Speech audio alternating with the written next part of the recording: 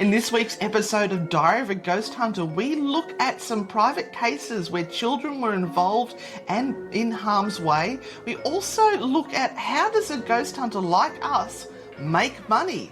Also, we've got to watch out for cases where there may be people who are on the edge and may do something drastic. And what happened on our all-nighter? Stay with us. Welcome to the Diary of a Ghost Hunter podcast with your frightfully good hosts and paranormal investigators, Anne and Renata. Join the chaos weekly as we tell you what has inspired us, what cases we're investigating, what is driving us round the twist, and the true horror of what goes on in the background of being a ghost hunter. This is a frightfully good production. And we're back for another episode of Diary of a Ghost Hunter. Renata. Yes. Big week. Yes. Per usual. Absolutely. This is what happens when you actually make this your full-time job, basically. I mean, we've got to be out hustling every day. Otherwise, we don't get paid. That's basically how it works. That's true. And speaking in that regard, some of the hustle that we've been trying to do is get some locations for some filming. And that's been a rather difficult thing to do. Excuse me while I redress myself here because I've just realised the microphone was on the wrong side, as you do. And I'm just kind of wondering, I'm throwing my mind back to 6-7 years ago and thinking about how difficult it was 6-7 years ago to get a site. Yeah. And I don't think in any way, shape or form that has improved. No. I know. I think we have some people who are more open to it now, but there are still a lot of people who are suspicious and thinking that we're actually doing some sort of devil worship or they're worried about what the public for their venue will say about having people like us under their roof. Mm-hmm. People love it. I don't understand why they're worried about it. In America, it's huge. Yeah. Well, America and all of Europe. Yeah. All of Europe as well. The thing is that we don't have a lot of sites here in Australia. Mm-hmm. And so everyone has cherry-picked their little couple and gone, that's it. That's ours. Don't touch my site. Don't touch my site. And we even got an email or a message through over the last couple of days where we were asked to go to a particular site to do an investigation. Yeah. And we had to say, well... We'd love to go. We'd love to go, but we don't think they'll let us. They won't let us because there's someone else there that's kind of doing that area. Yeah. So it kind of gets really difficult. Yeah. Yes. Unless you've got lots of money to do travelling and going to different states and trying to explore that way, or just literally kind of going off the grid and going, oh, this looks like a spooky place, or it's abandoned, or it's a cemetery. You know, those standard things that a lot of people are forced to do that aren't even in our situation where we can actually go and send an email or even try. A lot of the ones that are starting off can't even get to that point. And so they are literally, the only thing available for them are abandoned buildings and cemeteries. Yeah, the graveyards and cemeteries is where people go and then people get upset about it. Yeah. And, I mean, sometimes that's understandable why people get upset about it. That's why you've always got to be very respectful wherever you go. Now, Renata, I've just noticed you've got your microphone on the wrong side as well. It's got to be on the side where your face points. So just unclip it and put it on your other bra strap with the microphone pointing to your mouth. See, these are all things you've got to think of. Things we never thought of. All right. Oh, hang on. Yeah, that's right. Because you'll be facing me now, and that way it will pick up your voice. Oh, that looked really, really comfortable. No, I still think it's wrong. Never mind. Let's keep going. Let's keep going. We've had trouble with the sound. As you probably noticed on some of the podcasts, one of us will sound loud and the other will sound really quiet. So I figured we've got to, wherever we point our head is where the microphone needs to be. Anyway, that's sort of the joys of the things we have to learn about. Guess what's back tonight? Yes, Spooky Sundays. Yay! so we are back at Newcastle Live Radio at the station, and we are going to be recording live, which means that our followers get to message us and ask us some questions. Yep. And that then gets turned into a podcast episode. Yep. Called Spooky Sundays, which is available on Spotify and iTunes. Absolutely. And any of the other podcasting places you'd like to listen to. And I've actually got a really good story tonight about a TV program that freaked a lot of people out. And I actually had not heard of it before. And I'm really excited to talk about it. So if you want to hear about that, you'll have to come over to Spooky Sundays and listen to the podcast. Now, the other thing we were going to report back on was the all-nighter, because we had our all-nighter on Friday night. Yes. Seems like ages ago. She's still exhausted. Yeah, it takes me probably about 3 days to get over an all-nighter. I've pulled up okay. Oh, my body was screaming today. It was just screaming. You did have to go and work all day today, and not only that, you're so much older than me. Yeah, I know. No, you're not actually. Yes, so we had a Ghost Hunting 101, and then straight after that, our all-nighter people came through, and we got in, pardon me, to do all of that. You realise that all of our listeners are now going to be yawning. Yep, Thank you. You've started me off, I'm sorry.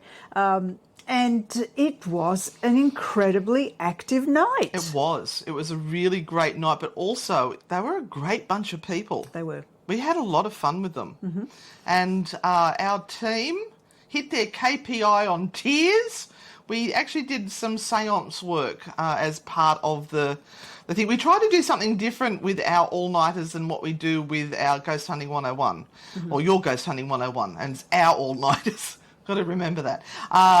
So we mixed it up a bit, and we did some EVP listening experiments using the headphones, and we did the kitchen area. Yeah, the kitchen area, which we don't normally do, and also Mick did an experiment with the portal over in C Wing 5 Wing.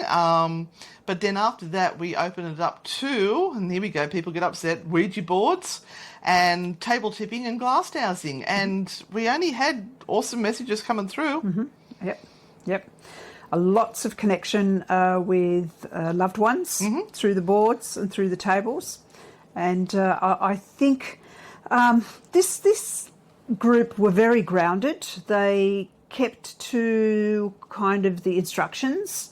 There were supervisors everywhere, so we were supervising, but when we could, we took ourselves away and just let them do it, rather than be part of the experiment continuously, so that they could just have a go at it.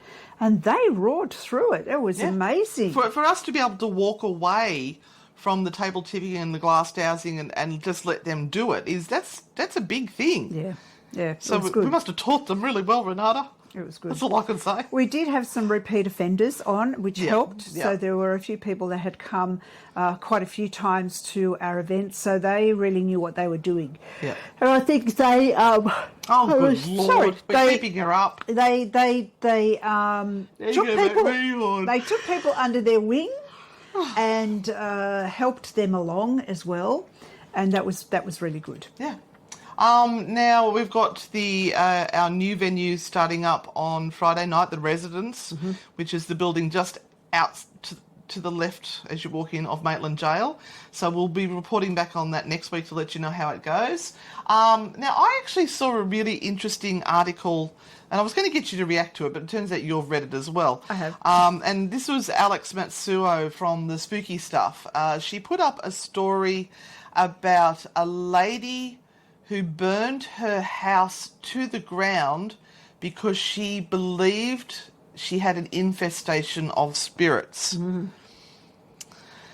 Now, this is something we must be super careful about being paranormal investigators, that you can't just leave people and go, oh, yeah, you've got ghosts, and then walk off.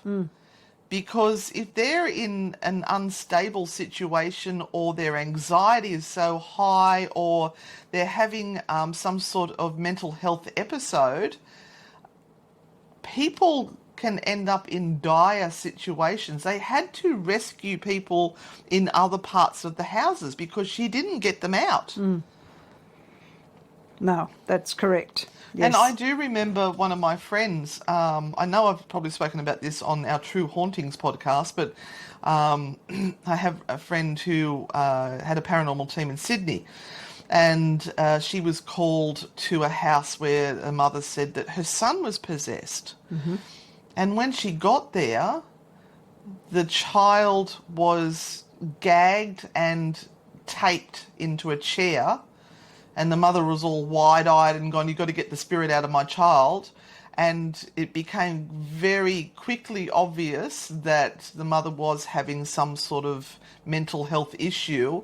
And I mean, if my friends and their team hadn't been there and hadn't had the right sense of mind to deal with it in the correct way, really bad things could have happened.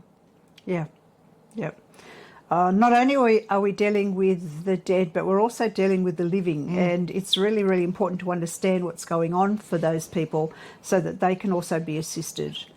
And we have had a few calls over the last few weeks of people ringing up because they have been in these dire straits and yet they have not called back. No. Where it's sort of, we don't like to go reaching out and going, well, we're here, we're keen to come, because it's just that it's that over keenness in that situation that it's just it doesn't sit right. If someone wants to reach out to us to get information, then yes, please reach out to us. But we're not going to hound people because it's like we're sniffing around for money or something, some sort of reasoning to go out there and ask for more, to do more. And so people have kind of got to find their own way and their own solutions. And not all solutions are going to be good for everyone. There are some people that want the sage and they want the prayers and they want someone to come in who is going to deal with it all for them, and from some psychological level that gives them enough of a sense of calmness to go, okay, everything's fine now, I'm just going to accept that and it suits, fine, they've got the job done. For other people, their mental state has gone one step too far and it is time to call in the professionals. Call in or get them to go and see a medical professional before you even try and do anything. Now, what happens, though, in a situation like my friends, where they've turned up on site, they've been faced with this situation, you can't exactly say to the person, look, I think that maybe you need to go and speak to your doctor and have an appointment with your doctor. Just make sure and get your child checked out too, and just make sure there's no medical reasons because you're already in a critical state. So what do you do in that situation?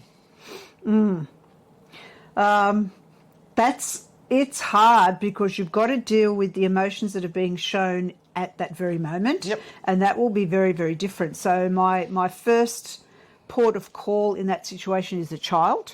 And I would try and approach a child and try and get the adults to allow me to approach the child and disengage the child from all of this stuff that they've got, the gag and all of that. And sit there with the child while having conversation with everyone else. But my whole energy just focused on what is going on for that child, because what I'm trying to do there is to allay any trauma or terror that's going on, and there's probably trauma already been done. We've got to take into account that small little possibility that something else is going on, whether it is a medical thing, whether it is a mental thing, or whether it is a spiritual thing. We've always got to keep that door open and say, is there something going on there that I really need to take into account? And I'm only going to be able to see that if something happens. And so you've just got to be full 150% in, concentrated, and that's one of those situations where you can't go in with too many people, because too many people is overwhelming, and you certainly can't go in by yourself. Absolutely because cannot.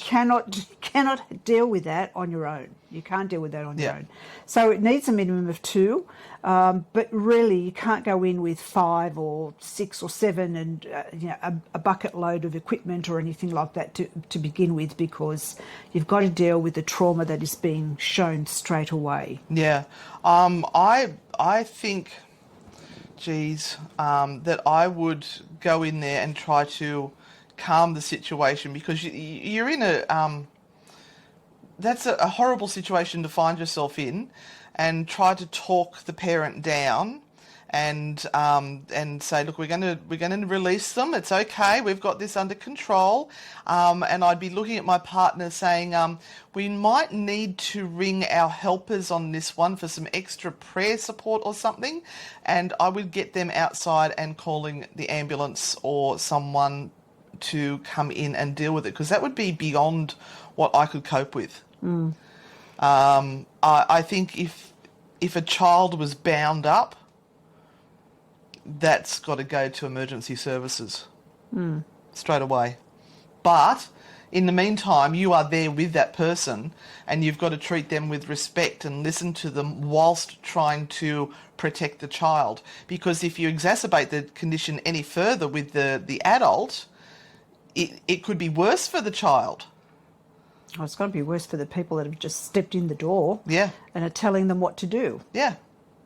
You've got to listen to what they're saying and try to work within their parameters. Yeah. It's a lot of question asking rather than direction. So you couldn't let the child sit there bound while you did that. No, absolutely not. Absolutely not. That's why I would try and focus in on that. But keep asking questions and keep engaging and going. Trying to ask questions rather than give directives, because asking questions puts you in a non-threatening position when you're talking to them. And those open-ended questions too. Yeah. So just explain to people what an open-ended question is. An open-ended question is one that doesn't allow the person to answer with a yes or no. They have to go into a conversation of some sort to give you details. And you can always ask for more. You can always tweak that and try and get more information out of them as they're giving you information. And silence is really good too. So when they finish, you just stop and you just look and you just wait a little bit. Almost guaranteed they'll kick off again with a little bit more information. But for example, you would say, so you must be feeling really scared. That is a closed question because I'll answer yes or no. But if you say to them, so how are you feeling? That's open because they've got to answer you with a bit more than yes or no on that one. Yeah. And of course, all the details, which is hard in that traumatic situation, but sometimes getting them to go back and start with the details gives you time to think about strategies and what to do next and how to handle it, because they've got to go back into their mind, into their memory, and start to drag out what has just happened or how has it led to this point, what has this child been exhibiting, how do you know about all of this, who have you been speaking to, or how do you know that this is what a possession looks like, what's been going on, and really start to dig in and get them to think about things. It can de-escalate a situation that's you've got people there that are really stressed and anxious. Yeah. There was something else I was going to bring up then too. Oh, also, when we do talk to you about our private cases here, we change quite a chunk of the information to protect the privacy of the people involved. But I think it's really important that we do discuss these private cases so that you get a sense of what really happens. I think one of the big things that we often don't think about is people find it very hard to talk about the whole ghost thing to begin with, because they're going to think that people are looking at them and thinking that they've lost their mind. But when you also come across a case that isn't paranormal, and you're trying to say to that person, look, it's really not a paranormal thing, those people are going to feel extremely stupid. Yeah, embarrassed.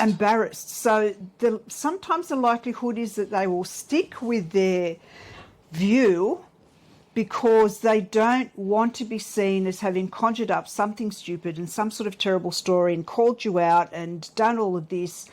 They've maybe told friends that their house is haunted, their friends are freaking out, all of this, you then sort of imagine them going back the next day and going, oh, by the way, no, it's not. It was something very simple. I've made such a fool of myself. A lot of people won't be able to get to that point where they can admit that it was just something normal, mundane, after they've created a kerfuffle. Yes. That's a technical word, that one, yeah. Kerfuffle. And that's again a hard thing, because you might go away from a situation going, I've done my best, and they're just fervently going, no, it's got to be something paranormal. So they'll call the next person in, so the next person in, and the next bias. person in, So there's actually a really good thing on YouTube at the moment by Tim Minchin called Confirmation Bias. Have a listen to it. It's very appropriate for Paranormal Investigators. He was the guy that wrote the music for Matilda. I think he wrote the score too, the lyrics. But it's brilliant, absolutely brilliant. He nails it. And we also had a new bit of gear, but it's an old bit of gear which I haven't dug out for a while, and we used it on the all-nighter. The music box. What does Steve call it? The freaky box or something? And it looks like a coffin. It does look like a coffin, and it has a. It's shaped like a coffin. It's got an old-fashioned wind-up music box on the top, which is battery-operated. The idea is that the beam of light gets crossed, or I think it's sonar, this one. If the length of the beam shortens, then it knows that something has passed it, and it goes ding, ding, ding, ding, ding, ding, ding, ding. It sounds so creepy, but they had it go off. They did. Several times, particularly in the shower. He put it down, and he said it was like somebody had just sat in front of it, and it just went on and on and on, and then it stopped. And then, of course, he called us to go in and check it out. Come check it out. Absolutely nothing happened. Not even a cap or flash. Always the way. Always the way. And another thing I thought we might bring up, which people might find interesting, is that I did say that we are paranormal investigators. We do this full time. So how do we make our money? How do we make a living out of this? Because it's very contentious, anyone making money out of the paranormal. So there's a couple of ways that we bring in a minuscule income, but we're working on making it bigger. One of those ways is by doing podcasts like what we are doing here now, and you guys listen to it, and there'll be a little bit of advertising from a sponsor in there, and we'll get a little bit of money from that, which helps. Then we do YouTube, which we'd really appreciate if you went and subscribed. It costs you nothing, but means the world to us. If people watch those videos and they comment on it, we get a couple of cents every time somebody views a video, because they've got a little bit of advertising on that as well. Renata does readings. So she works at the Witch's Charm at Warners Bay. By the way, if you'd like a reading with Renata, what's the email? Tarot Queen, TAROTQUEEN @gmail.com. So she can do those online for you. I sell paranormal equipment. So I have Ozparatech, ozparatech.com, OZPARATECH.com.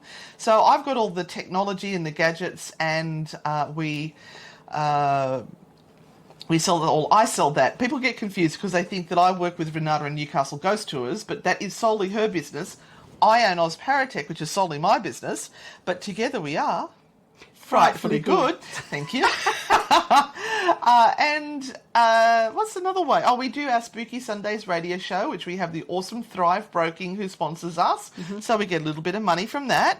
We do, people do buy stars when we go live on or our super stickers, Facebook pages. So that's appreciation things that they send through. So we get a little bit of money from that. And we have a Patreon account, which we have our Grand Pooh Bars, and they pay, I think it's $10 a month. I think it's $10 US.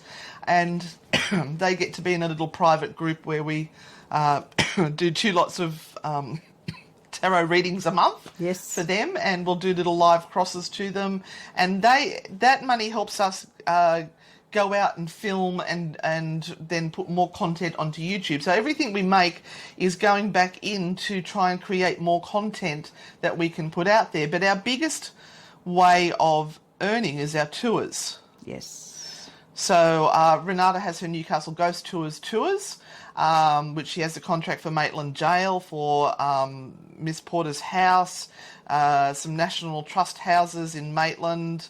Now Frightfully Good also runs, so Frightfully Good is both of us. We do tours out at Gloucester Gold Mine, and we do the all-nighters at Maitland Jail. Yes. And we've got a speaker coming in that's going to do a authors talk. Yes. So we're branching out to some different things. We also do like the seance parlour. We do our tarot shows. So we work our little freckles off, trying to eke out a bit of a living out of this business. So if you'd like to support what we do and show your appreciation, you can do that simply by sharing our work or becoming a subscriber. If you want to financially support us, become a Patreon. That's Patreon. And you just look up Anne and Renata and you'll find us on there. The best tier is the Grand Poobah. And we attend our events. That helps us as well. Absolutely. Not only us, but it also helps the sites that take most of the money to just get by, because they aren't government funded anymore. Nope. All the historical sites that we go to depend on volunteers and depend on donations. So when we go in, we help and assist with that in payment for hire fees. And so it's kind of like giving back to the community in the fact that you come and not only are you supporting us, but you're also supporting the heritage and the sites that would be lost forever or transitioned into some motel, hotel or pub or whatever if money doesn't keep on coming through. Yeah. And it gets tighter every year, absolutely tighter every year. And when it comes to these private cases, we don't charge. We don't charge. That is how we give back, and we try to help the living and the dead. So we can't travel across the country free of charge, but we will talk to you on the phone. If you're local, we'll go visit you if it's needed. But generally, Renata can solve most things by speaking to people on the phone because she's freaking awesome.